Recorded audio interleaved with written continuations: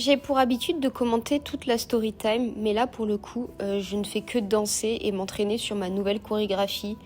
Je sais qu'il y a des gens qui voulaient voir et donc là j'étais vraiment en mode je travaille et j'essaye de me rappeler des gestes. Donc pour ceux qui souhaitent regarder la chorégraphie et l'évolution de comment je l'apprends et comment je m'en souviens, je vous laisse poursuivre cette vidéo. Pour les autres, je vous dis à bientôt sur une autre vidéo. Ah oui, et si t'aimes bien mon juste au corps, c'est un juste au corps Rolling Stone et tu as 10% avec mon code Snooki.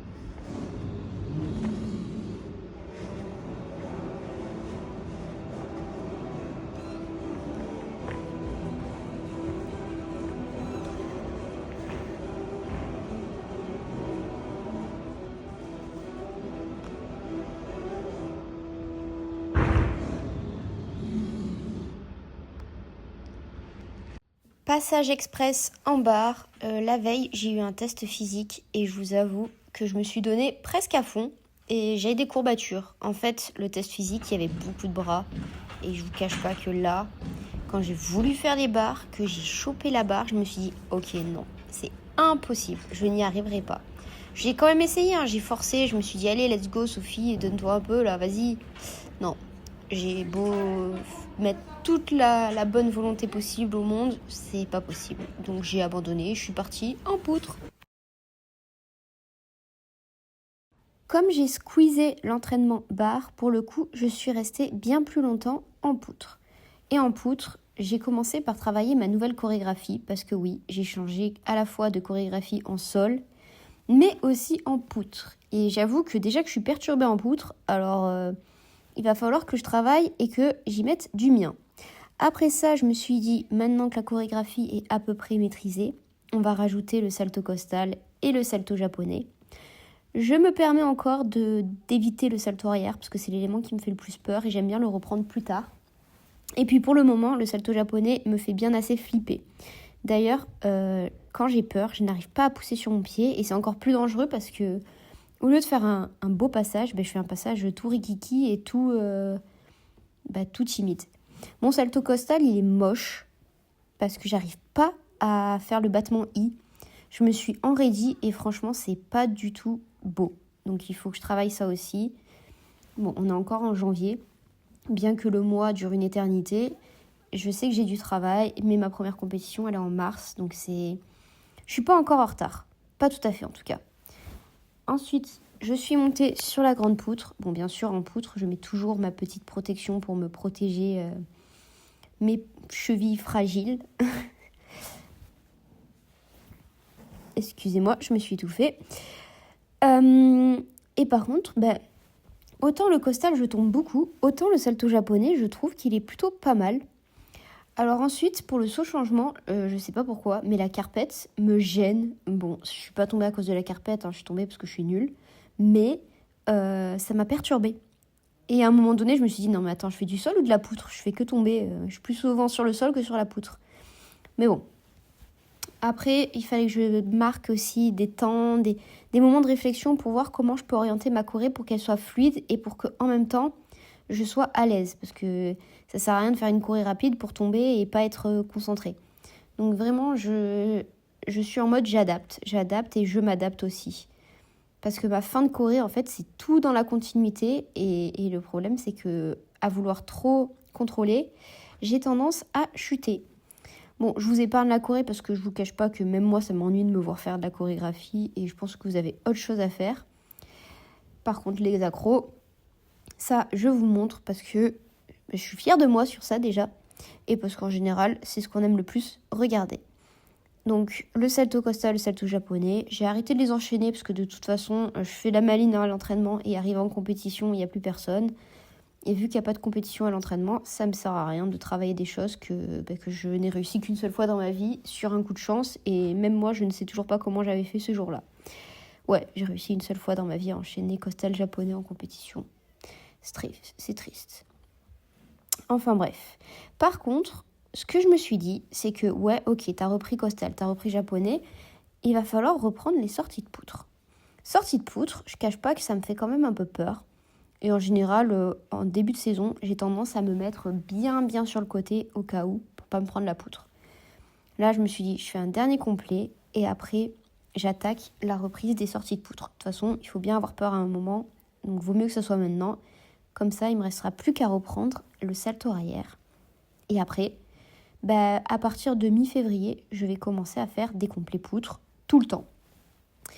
Ouais, mais tu travailles pas de nouveautés. Ouais, je sais, mais parce qu'en fait, j'ai déjà du mal à être stable sur des éléments que je fais depuis 15 ans.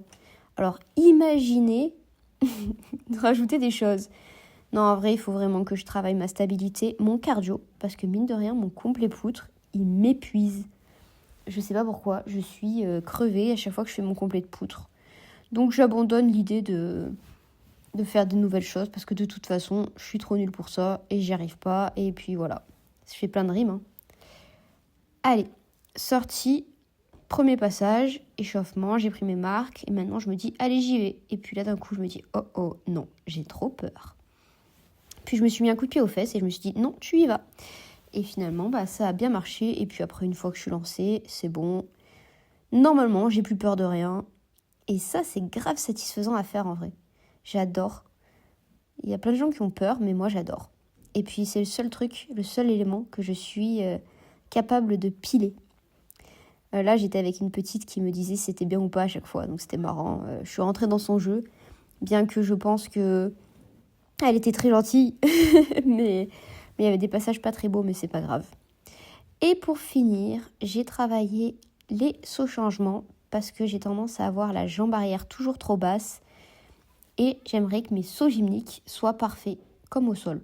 Alors ça va mes chevilles, vous inquiétez pas. C'est juste que je trouve qu'au sol, mes sauts gymniques, ils sont assez beaux, alors qu'en poutre, ils sont vraiment moches.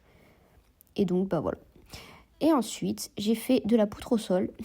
J'ai fait mes saltos arrière, histoire de dire, ouais, j'ai fait salto arrière. Mais c'est juste histoire de, franchement, je suis pas montée. Ce jour-là, c'était sol, sol et encore sol. Ça veut dire que l'objectif, c'était quoi? De faire du sol.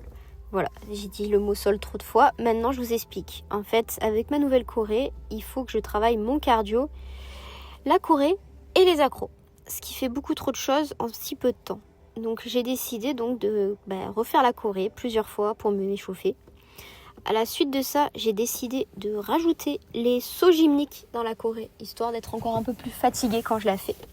Chose qui est déjà le cas, même sans les sauts gymniques et sans les accros. Donc une fois échauffée sur tous les sauts, j'ai décidé de refaire plusieurs fois la corée. Je vous épargne les passages de corée sans arrêt. J'en mets quelques-uns, mais j'abuse pas non plus parce que vous allez la connaître par cœur comme moi, même mieux que moi, je pense. Donc voilà. Et ensuite, je me suis dit, pourquoi pas essayer de faire mon mouvement avec des accros simplifiés. Donc c'est-à-dire rondade tendue, tendue avant et rondade tendue encore une fois. Bon, l'avant, j'avoue que j'ai le twisty, donc ça veut dire que je cherche à mettre des rotations partout. Par contre, l'arrière, je me suis rendu compte que impossible de fixer, j'ai trop mal aux chevilles. Mais là, je suis vraiment en train de me dire comment va se passer ma saison, tellement j'ai mal aux chevilles. J'ai une solution si jamais je sais comment je pourrais faire, mais en fait c'est horrible parce que je sais déjà que je vais souffrir toute la saison. Et franchement c'est un supplice quand t'as mal. Alors que c'est vraiment l'agré que j'adore le sol, c'est mon agré, je kiffe ça. Genre là j'arrive même pas à fixer un salto arrière. Genre normalement il doit y avoir un double. Vous imaginez un double vous? Parce que pas moi. Enfin bref. Du coup, j'ai travaillé donc avec un peu d'accro simplifié. J'ai essayé de me rappeler de la corée. Bon, il y a des trucs, c'était très moche. Donc je vais corriger ça ou alors remplacer, on verra. La deuxième diago, c'était volontaire de ne pas faire tendu salto. Parce que je sais très bien qu'avec les twisties et le manque de jambes, si en plus je fais n'importe quoi à ce moment-là, ça risque d'être dangereux pour mes chevilles. Enfin bref, du coup, après avoir réalisé tout ça, j'ai continué de faire quand même. Mais il y a des moments où j'arrivais même pas à aller au bout du complet, tellement que même avec des accros simplifiés, mon cardio il me disait merde. Et il me disait non, tu peux pas, tu es trop nul, tu n'as pas de cardio. J'ai changé 2-3 petits trucs aussi, parce qu'à un moment je devais aller au sol, et je me suis dit mais je peux pas aller au sol, me relever et faire ma troisième diago, donc j'ai modifié un peu. Et je fais que me plaindre, Mais c'est qu'en fait j'ai tellement une prise de conscience hier que je me suis dit mais comment je vais faire? Donc je vais essayer d'aller courir en dehors des entraînements.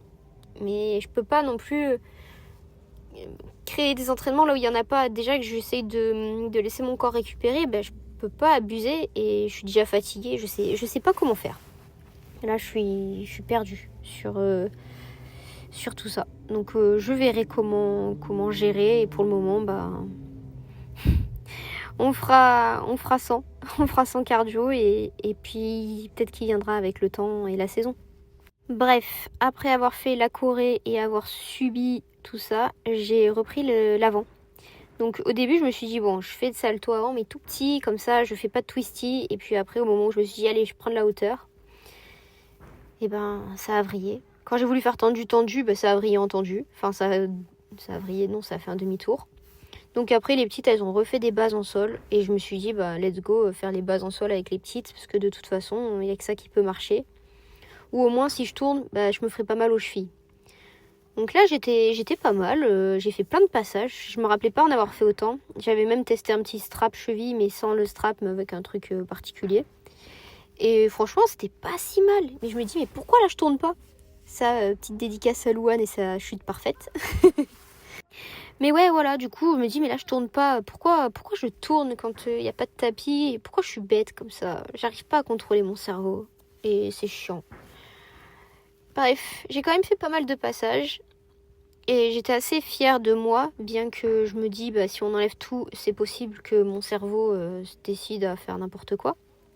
Et vient ensuite la prise de conscience sur l'arrière. Et là où je me suis rendu compte que je ne peux pas fixer. Ça veut dire que je tape qu'avec un pied. J'ai extrêmement mal. Donc dès que j'essaye de prendre un peu de hauteur, ben même mon corps il me dit, tu peux pas, tu monteras pas, c'est pas possible, tu peux pas fixer, t'as trop mal. Et je me dis, mais je fais que des tendus là. Je fais pas encore de double, donc qu'est-ce que ça va donner?